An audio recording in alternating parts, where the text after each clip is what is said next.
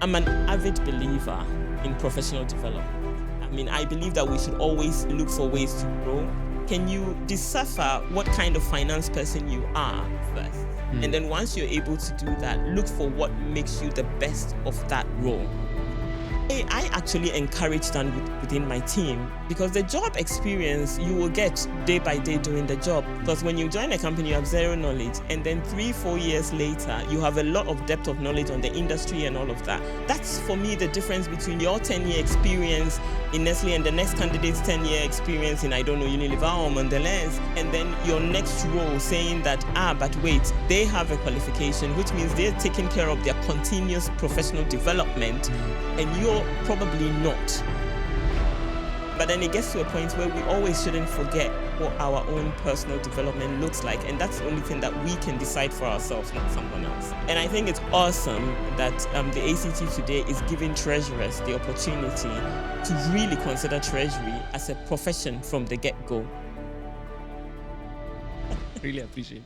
Yeah, And you're thank you welcome. for being here, Nora. I really looking forward to this discussion, and I know it's going to be very, very beneficial. Hope. So thank you for being here. Absolute pleasure. Maybe just to start, Mhm. walk me Keda through your journey. How did you start Treasury and Yeah. why Treasury? Okay. I would say, I mean, some people say Treasury, they fell into Treasury, but I often say Treasury found me. Because my father was an accountant, and I always wanted, I mean, I was finance minded. My English teacher told me I wasn't serious. But then with commerce, like we had economics and stuff, I would really just excel. So it was really probably the one thing that I got from my father's blood is just finance. So I My did father was banking. also an accountant. Really? Yeah. Ah, And okay. he grew up the ladder till he became a finance director. Interesting. No, so I grew up, in my mind, I would go to university, I would do finance and accounting. And then once I got closer to university, I told myself, well, I need a sort of certification. So I decided that as soon as I'm done, I would do the accounting qualification, right? So right after school, I did my national service with with the university, and then got a job as a management trainee with Nestle. Um, and then after the management trainee, I was then allocated to Treasury, the Treasury department, which was now being formed actually in Ghana as a sub-region. Because what they were doing was now, and this was in 2006. So what Nestle was doing was creating the regional treasury centers. So they created first the sub-region in Ghana. We had one in Ghana, in South Africa, and in Dubai.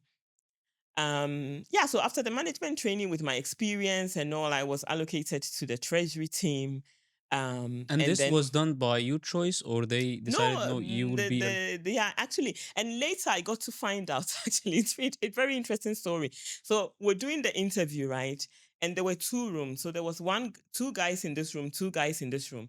And when I finished my interview, you usually finish one room and you go to the next. When I finish, I'm told, just sit here and give us 2 minutes.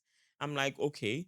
And I sit there, and then suddenly I see this guy come in, Mexican guy, really, like with muscles and all. He comes, takes, like, literally, he's walking stuntly into the next room. So I end up with 3 guys in the next room.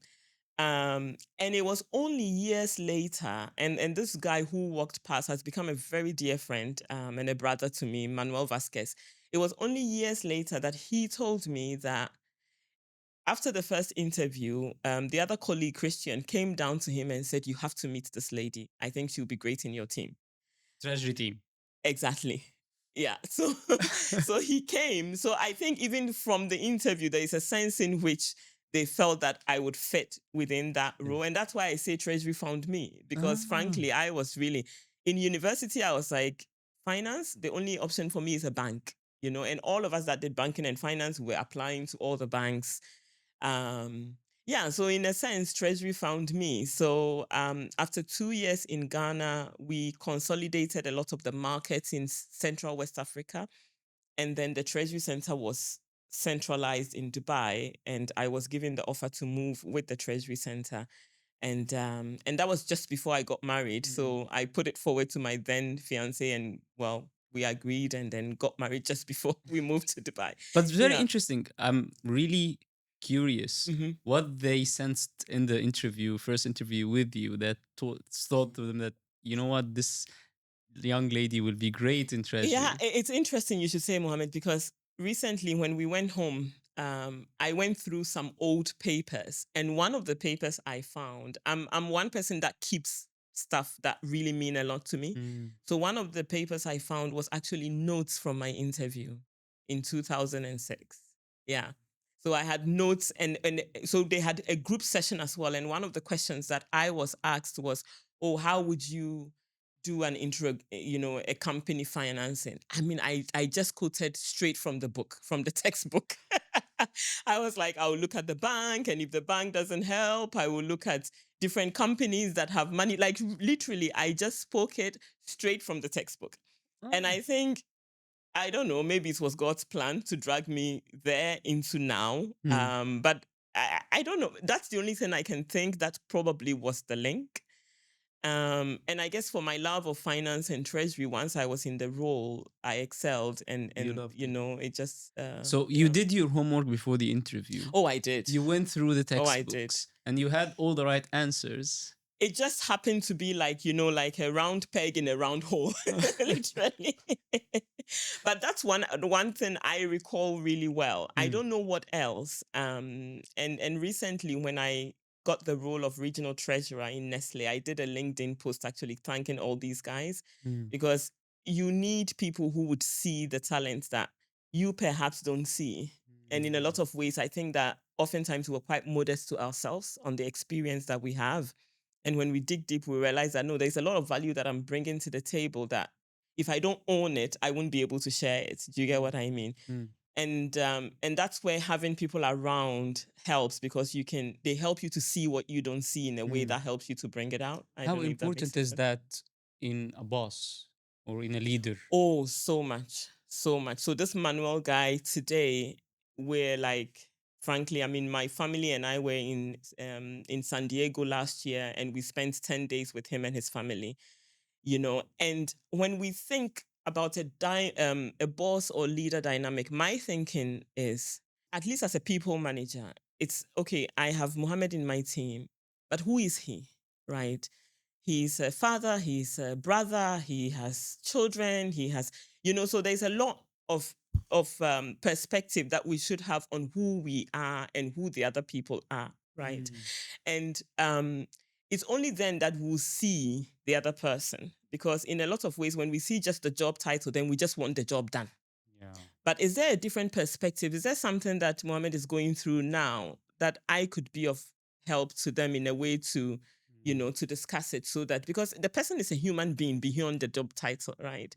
So I think it's very important, because then we're able to see beyond the work and able to help people to produce more, to be more productive in the comfort of, having that framework to be able to work. And I think so. Manuel and I are like super friends now. So the work aside, because now he's in a different company, he's a CEO of a tuna company in the US, doing amazing well in Mexico. But we are friends, because at the core of what we did in 2006 is a recognition that there was contributions that we're both bringing to Nestle that goes beyond, what objectives we had for the year or whichever the case may be. But this point that you mentioned, having an understanding that the person you're working with is not a machine, they're Yes. human, they have things outside of the working hours and outside of the working place. So you having this understanding. So what's the impact of a leader or a boss having this understanding on you personally and on anyone in general? Yeah. What do you feel the impact is? How does that impact your work? How does that impact your growth? Exactly. Interesting question, because so today I'm a mother of 3, right? I have my son just turned 15 2 days ago. My daughter is 13 and my younger son is 9, right? Inshallah. I know, there's such a joy. But aside from that, I'm very active in my church. I teach in ladies Bible study.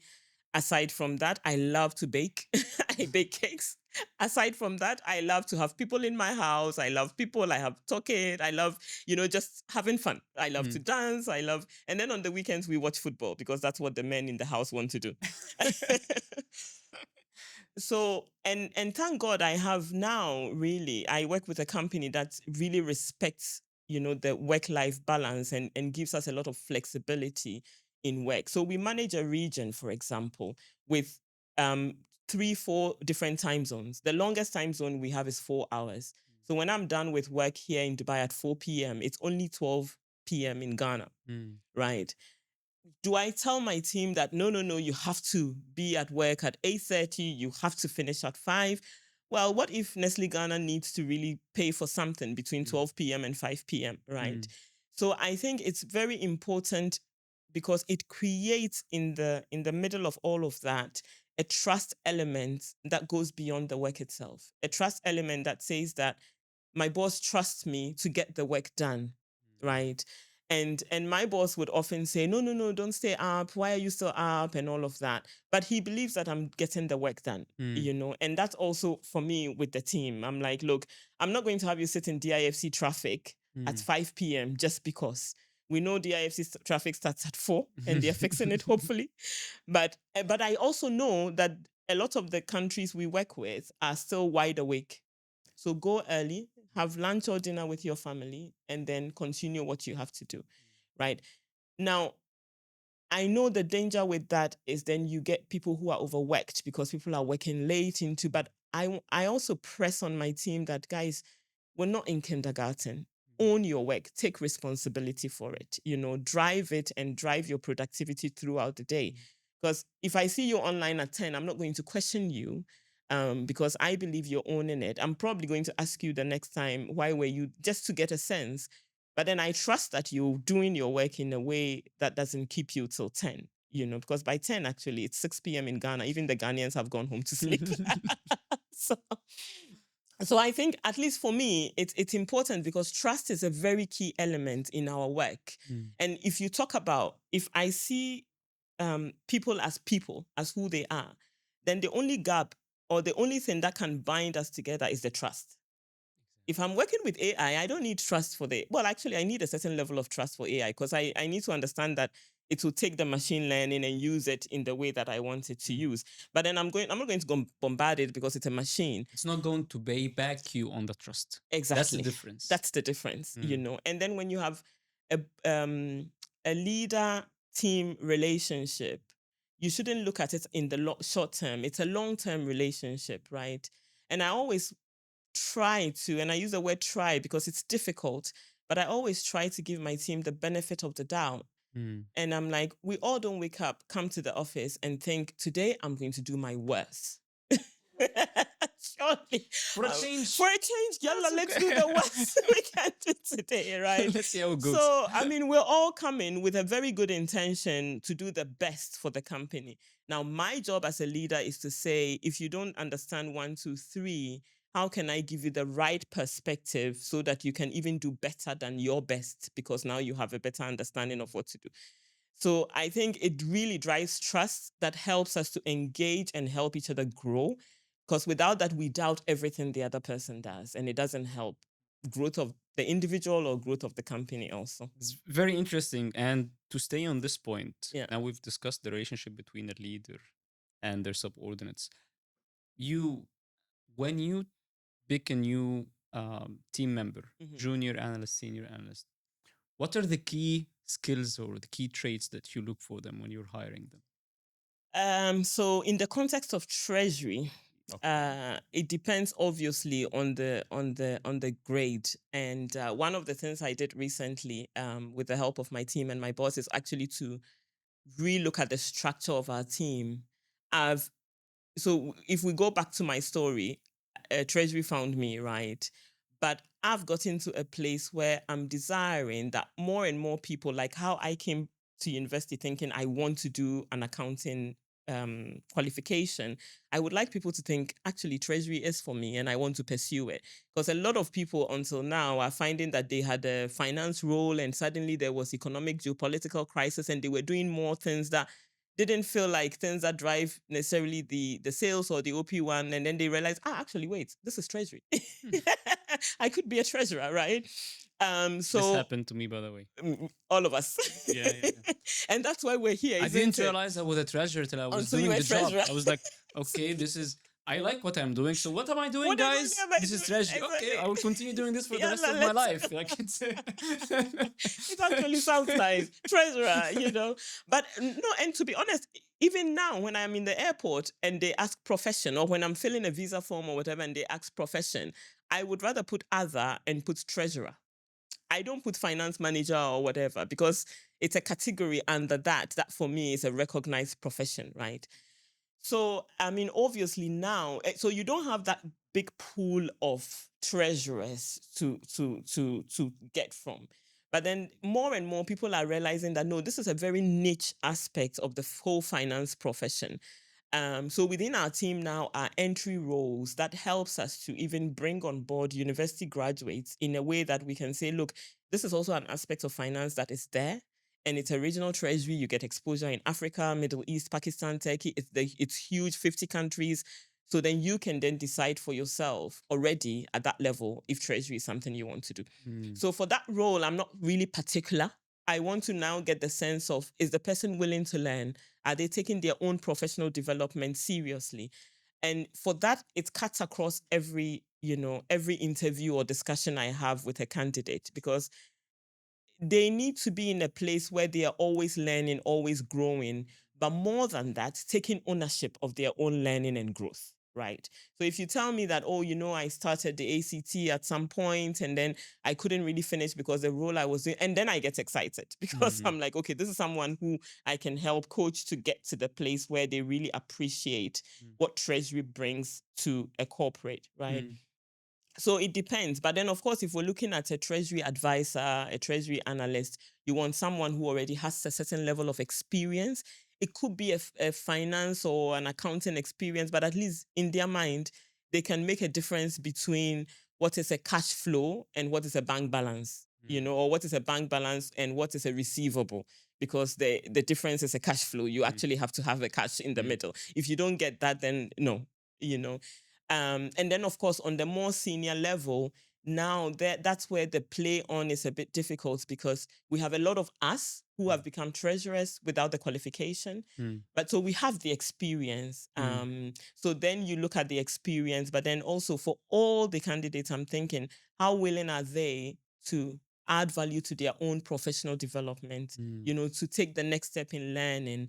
And for me, that's very important, because whether you're going to learn the Nestle way of doing treasury or the ACT way of doing treasury or the global way of doing treasury, your ability to learn is what will help you to do that.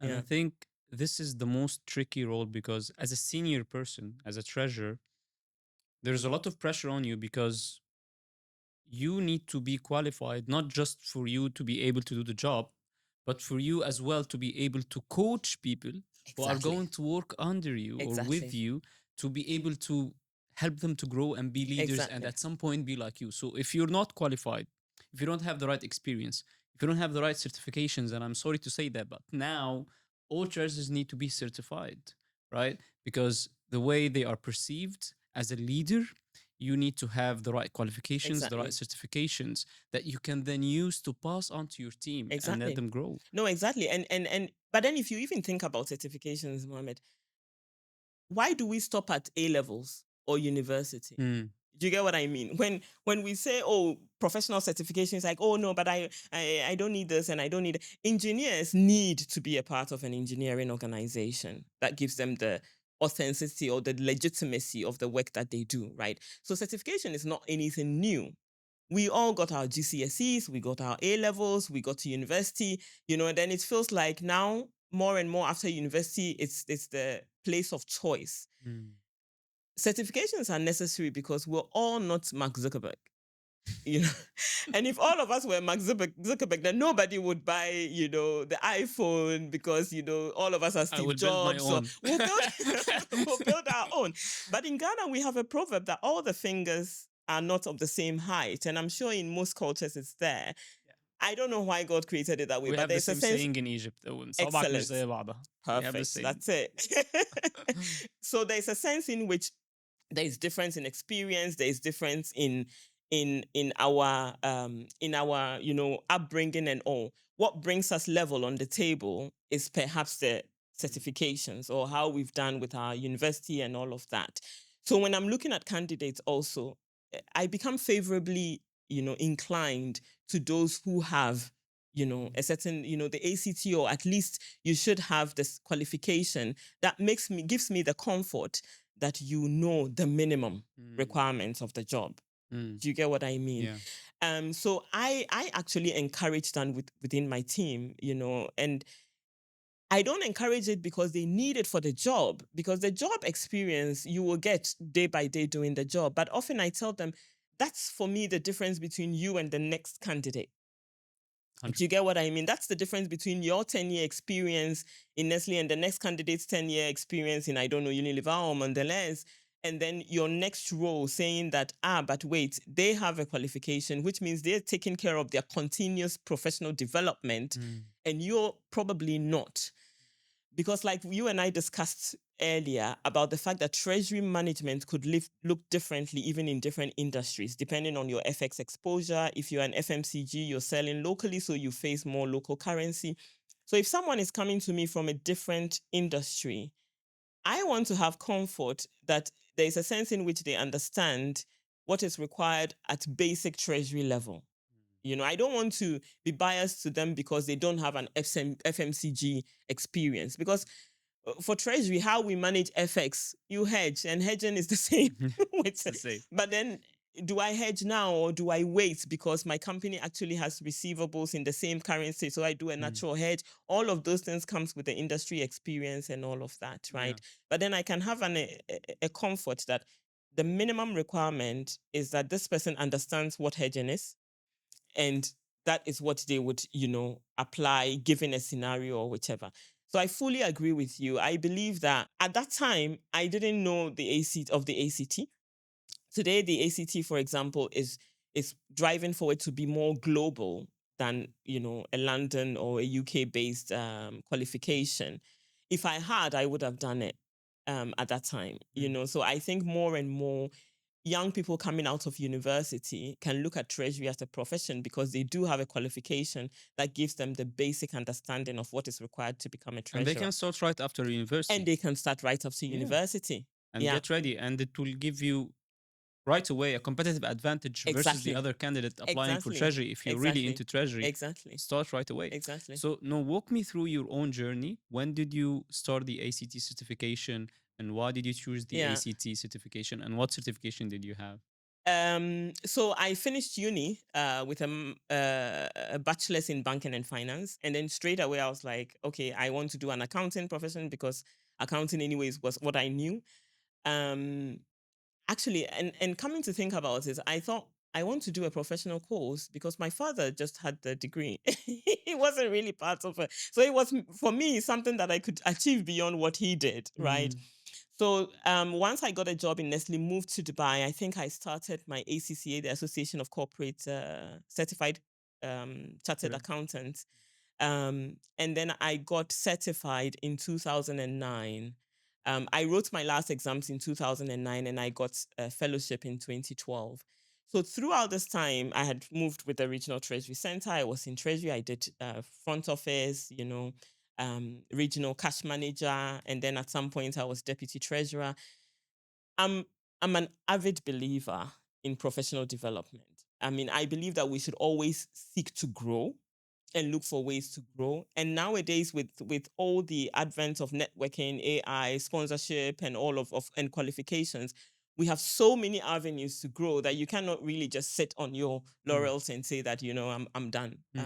That's pride in a lot of ways. So at some point I was like, you know what? I have my ACCA, what to do? And then I did a master's in finance, accelerated finance with Manchester Business School here in the Dubai campus, which was really fun because I could travel to the different centers. And so then I graduated with that in 2016.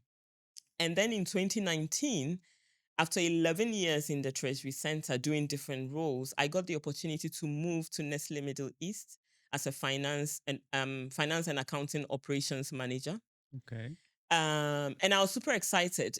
At that time, I had been to the Middle East, the ACT Middle East Treasury Summit a few times, and listened and heard. And actually, it was one of the things I considered before I did my master's. But then I thought, no, master's is a bit more broad. Let me do that. So when I was about to leave Treasury to go into main finance, I thought to myself, okay, 11 years in Treasury, what do I have to legitimize my experience? Mm. Do you get? And literally, this was my thought process. After I live here in 11 years, if I don't come back to Treasury, what do I have to legitimize my experience? And that's when I decided to do the ACT.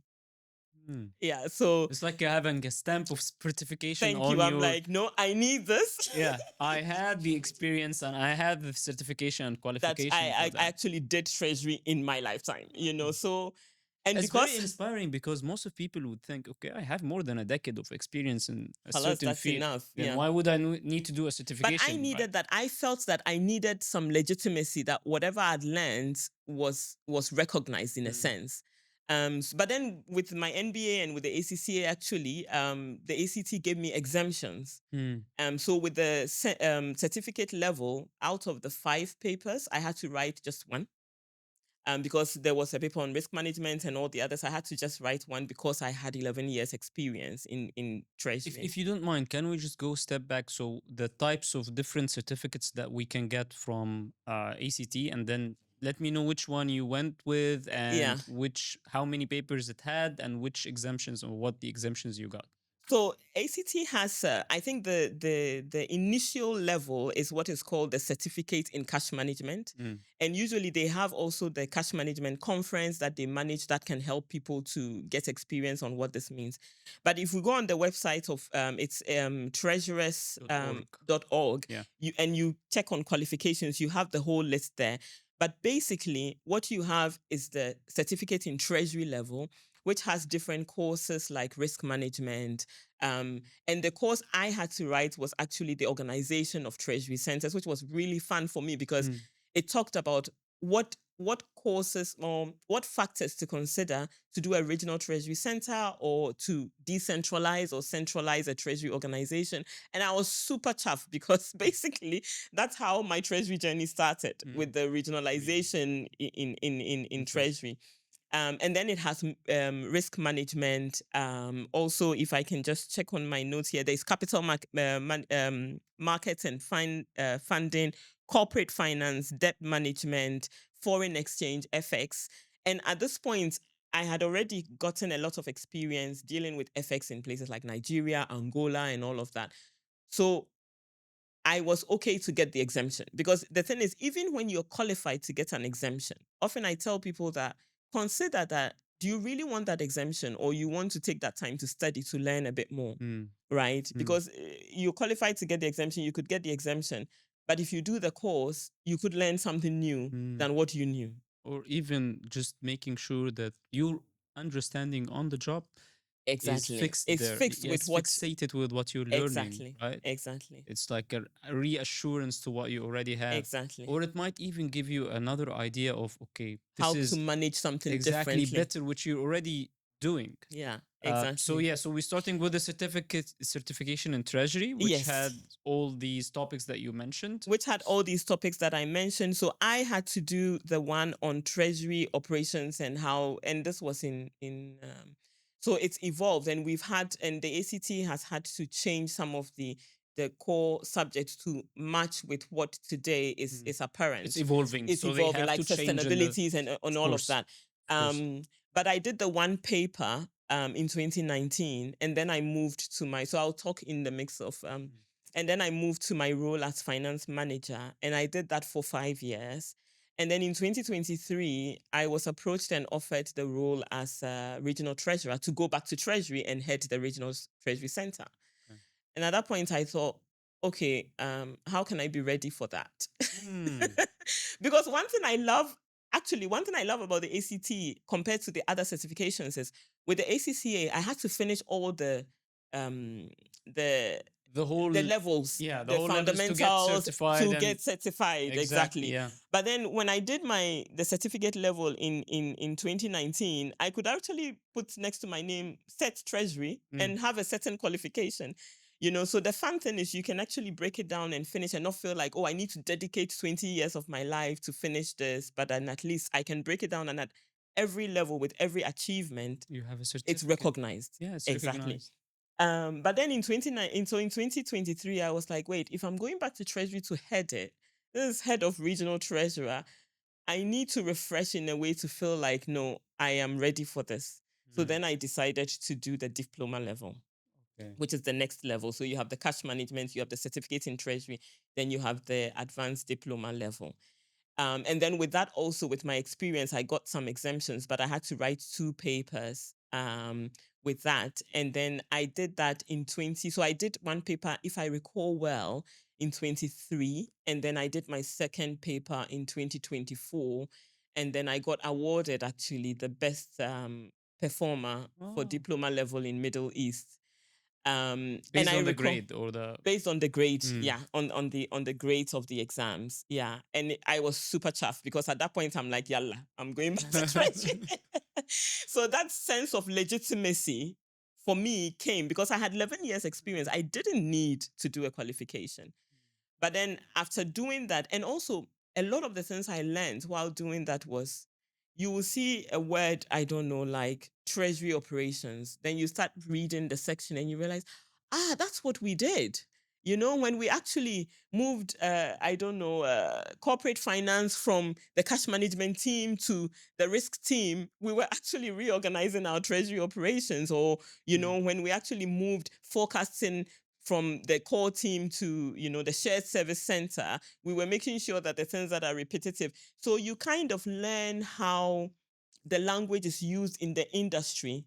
So then you go to an interview and perhaps you sound a bit smarter than you would have if you hadn't done the course, right? Because you know the lingua That's franca. everything about meetings. You need just to sound You need smart, and just that's it. exactly, Yeah. you know, say a few acronyms, Yeah. you know.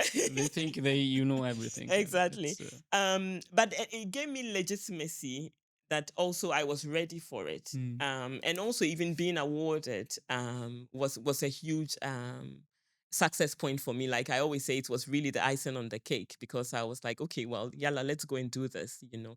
And it's been an amazing journey, and that's also what started my journey with the ACT and council and all of that Mm. up to now. But Yeah. there is one thing that I think is also very unique to the ACT.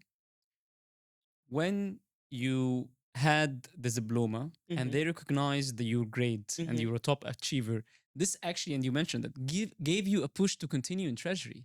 So Exactly. their support and their recognition of their candidates is something that even pushes further the candidates and the treasurers to push further in their career and to Exactly. grow. Exactly. But I think it's even just a recognition because you do have financial management in the ACCA, Mm. right? But that's broad, you know. So you do have tax in ACCA, but that's broad. You do have internal auditing, but then on the side, you have all these other organizations that are specialized in making sure that they equip you as a Mm. professional to deliver on that in the working Mm. environment. So my first question to people is, can you decipher what kind of finance person you are first? And Mm. then once you're able to do that, look for what makes you the best of that Mm. role. So if you believe that I love treasury and I want to do that, then do the ACT, Mm. you Mm. know. And if we talk about different qualifications, I know there's so many others out there, but I often say, look, if you do the CFA, it's awesome. You're smart, you're brainy, but you shouldn't be sitting then in a corporate office. You should be on high street. Uh, You should be on, Wall Street, you mean? Wall Street. Yeah, Sorry, you should be on Wall I Street, am and not you in should be Mollis. no, but frankly, and But because then it's it doesn't match. uh, You know what I mean? I If you felt that. I felt no, that when I was doing level 3 of the CFA, I was like, why am I doing yeah, this again? I'm in treasury and I love what I'm doing. But here is the trick. I had to do it mm, to get certified. And this is what you get in the ACT. You don't need to do the whole thing to get exactly, certified, exactly. right? For the CFA, I had to do the whole To thing. get to the point Even three, yeah. even when I was at level 3, when I was doing portfolio management, which has nothing to do with treasury. It's basically investment funds Well, and not with corporate treasury at corporate least, treasury, right? I mean, yeah. Exactly. Especially level 3. Level 3 is pure portfolio management. At least at my times, I don't know if the syllabus has changed. I've done this 6 years ago.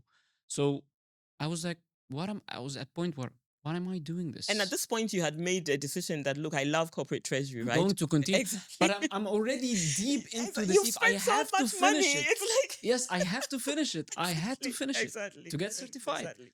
But with the ACT, and now they are introducing the micro credentials as Which well. is which is genius, which is absolutely genius, because now we're in a world of instant everything, right? And frankly, it's sad because sometimes you think we had patience to learn, we had patience to take care of things, but it's a change in technology, it's a change, and it's not anybody's fault. It's just the evolution.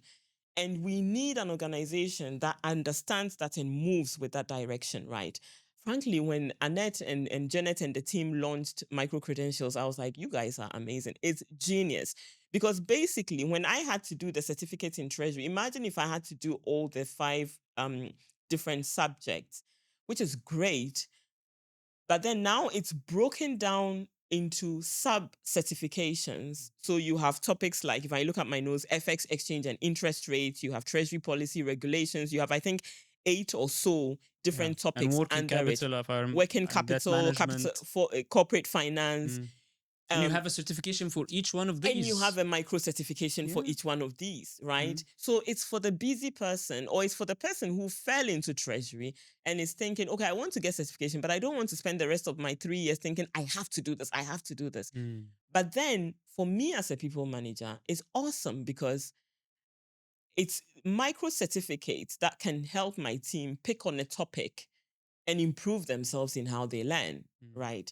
So if I have someone who I'm thinking, okay, you know what, you should start preparing yourself to maybe move into a role within the FX team, they can pick the FX exchange. They don't have to go through a whole They don't have to certification go through a whole for 6 certification. months or 8 months. And Exactly. we can do And this micro in 6 certification weeks. So within 6 weeks, less than 2 months. within 6 weeks, you can finish a micro certification, have the legitimacy by a micro certification that shows that you've learned this. And then by the time you put together all your 6 weeks, you have your ACT certificate. Mm. And then that's why I say it's genius, because it's appealing to what we need, It's and at the same time, I remember in the Middle East Summit also was launched the affiliate membership. And I think that's where we get benefit of this, because you could have also experienced treasurers, but then they don't have the avenue to pass on what they've learned. And it's great you're doing mere treasurers, because you're really opening doors for younger people to know about treasury, to pass on what they've learned. But then I would encourage anyone who has fallen into treasury and fallen into it for years, consider affiliate membership with the ACT, because you get a pool of talent that you can pass on what you've learned in a way that helps to develop the future of the profession. So the profession that you happen to fall in love with, you can help others to actually consider it rightly. And I think that's great. So in my team, I have an array of people who've really grown deep experience, and others who are now coming up. How do these people share their knowledge with the others? And that's where I think, not being in the same team, but being in an organization that gives you that networking opportunities, people are able to do that. And the ACT as well, they do something very, I haven't seen it in other certifications, where they give you the exemptions. If you have a certification, like for me, for example, I have a CFA, so I can jump right into the diploma. I don't need to take the certificate in Treasury. Exactly. I believe also if you have the CTP as well. Exactly. So I think it's important to recognize the difference between, obviously, the different treasury qualifications, right? And I think one of the key elements that ACT brings to the fore is the speed and the agility at which you can obtain the certification, like we've said, without feeling that you need to finish the whole block at the same time. People have finished the CTP and they're like, oh, but we have CTP. But then there's a sense in which how are you taking your continuous professional development seriously, right? And I believe that oftentimes, like with someone who has an ACCA, doing micro credentials actually plays in my favor, because it gives me also opportunities to fulfill my CPD with other certifications as well. Yeah. Right. So if I do a micro credential, I spend 6 weeks studying. I need 30 hours minimum CPD for the ACCA. That's something I could apply there, but then I'm actually ending up learning something And having a certification. And having a certification in addition to what I have. But then you get the exemptions, like you said. So people who have CPT today can go directly into the advanced diploma level and be able to write the exam, learn in a way that helps them to have two without feeling the bulkiness of doing a 36-month course to be able to get it. And the advanced diploma level really it's commensurate to a master's degree almost. You know, in if you consider Treasury as a course, the amount of depth and the amount of learning in that, because you're given real life, scenarios of corporate and different aspects. I remember in my exam, we had, P&L that we had to decipher and then figure out the cash flow and how, what is the geopolitics? How does that impact? So the interest rate, you had to think around scenarios. And these are basically master's level, type of Yeah. things that you look through. So the CFA will give you the investment banking, but then the nice thing is with this exemption, you can actually get like what you said, like what you did. You have the CFA, but then if you now believe that okay, Treasury is the way to go, you don't have to do the whole ACT. You can have a pathway that gives you the certification without feeling that you have to do everything again. Exactly. And then the fun thing is, as we go on with the micro credentials for the certificate, I'm keen on when it comes with the other levels as well, because then for you, you don't have to just jump in. You can take it in bite size and get to a point where you get. So I think it's genius. Yeah, it's I think, genius. It's and genius. and for me, even as I said, as a people manager, I can encourage my team to say, do it microbites. Let's have a discussion. What's your development plan?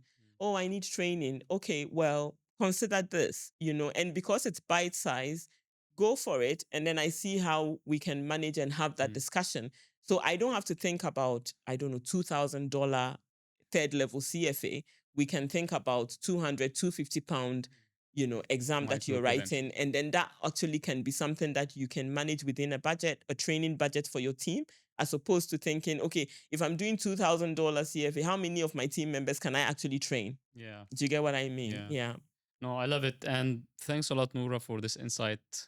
I've really learned a lot today. No, And thank you. I'm Thank sure you for everyone will having be me. now intrigued to go onto treasures.org and check all the micro credentials and the Yeah, certificates. no, and And it's for me, we need to show that we are in a place of continuous development for ourselves. hmm, Very often people will say, oh, I need the company to take me for training. But you realize that even when you join a company, you have zero knowledge. And a colleague made this comment that stayed with me. He said, we actually are paid to learn. Because when you join a company, you have zero knowledge. And then 3-4 years later, you have a lot of depth of knowledge on the industry and all of that. But through the 4 years, you've actually been paid to yeah, learn. You get yeah, what I mean? yeah. But then it gets to a point where we always shouldn't forget what our own personal development looks like. And that's the only thing that we can decide for ourselves, not someone else. And I think it's awesome that the ACT today is giving treasurers the opportunity to really consider treasury as a profession from the get go, and I think that's awesome. Great. Yeah. Thanks a lot, Noura. No, It's no, a no. pleasure to have you, dear. Absolute Thank pleasure. you, dear. I'm glad we could do it at last. I'll get you again next time, inshallah, next our Yes, next and season. perfect. Thank Great. you.